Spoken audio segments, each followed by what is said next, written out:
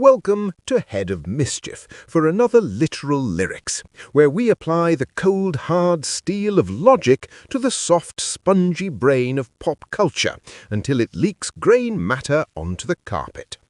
Today, we are analysing Beat It by Michael Jackson, a song that seems to advocate for sprinting away from danger whilst simultaneously dancing aggressively in a sewer. The narrative begins with our protagonist being told to disappear by a group of ruffians who apparently have fire in their eyes. Medically speaking, this suggests a severe case of untreated conjunctivitis, or perhaps a demonic possession, either of which is a perfectly valid reason to vacate the premises immediately. The narrator advises the subject to beat it.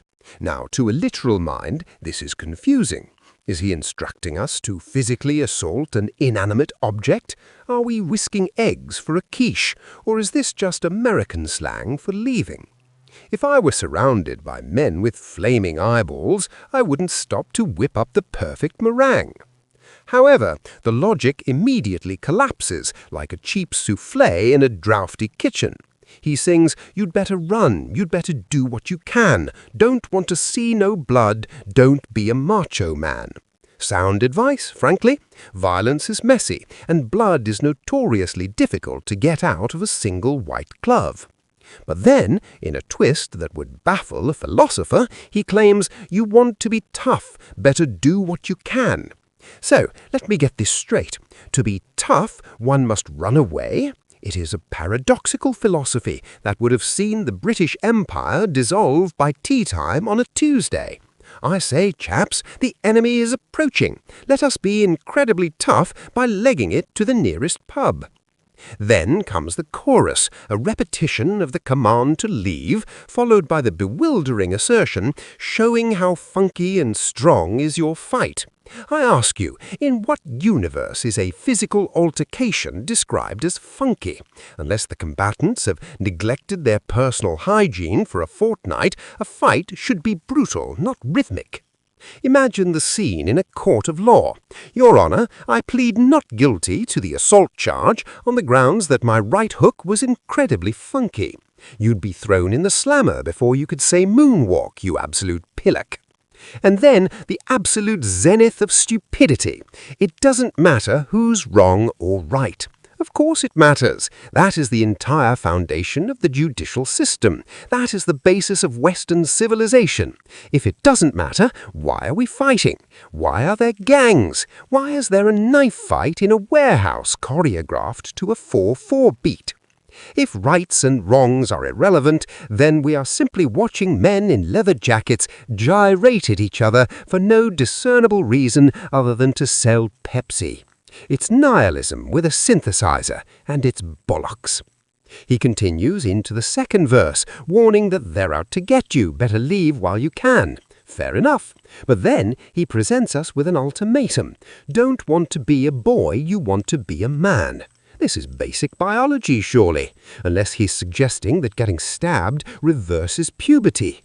You want to stay alive, better do what you can. Well, yes, that's the primary instinct of every living organism, from the amoeba to the accountant. We don't need a pop song to tell us that dying is suboptimal, you prat. Then we get to the bridge. You have to show them that you're really not scared. Hang on, a moment ago you told us to run away. Now we have to stand our ground and display a lack of fear? Make up your bloody mind. You can't sprint away bravely. That's not how physics works. You're playing with your life. This ain't no truth or dare. Thank God for that clarification.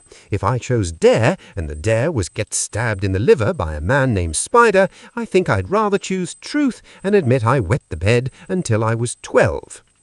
He then warns, they'll kick you, then they'll beat you, then they'll tell you it's fair. This implies the aggressors are not merely violent thugs, but also gaslighting sociopaths with a warped sense of sporting conduct. Yes, I did just break your nose with a bicycle chain, but strictly speaking, it was fair play under the Queensberry rules of being a tosser. Following this, we're treated to a guitar solo by Eddie Van Halen, which, while impressive, does absolutely nothing to resolve the logical inconsistencies of the lyrics.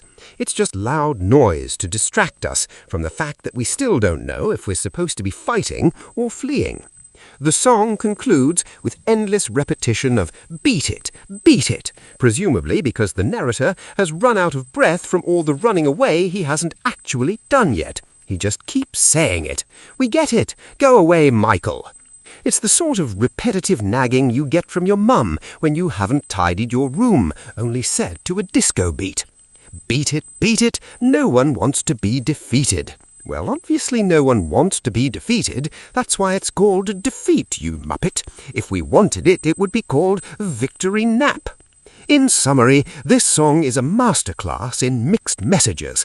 Be tough, but run away. Fight, but make it funky. Morality is irrelevant, but fairness is discussed by the people kicking your head in. It's a complete shambles. Join us next time on Head of Mischief for more literal lyrics, assuming we haven't been beaten by a funky fight ourselves or dissolved into a puddle of logical paradoxes. Sod off, Mr. Jackson.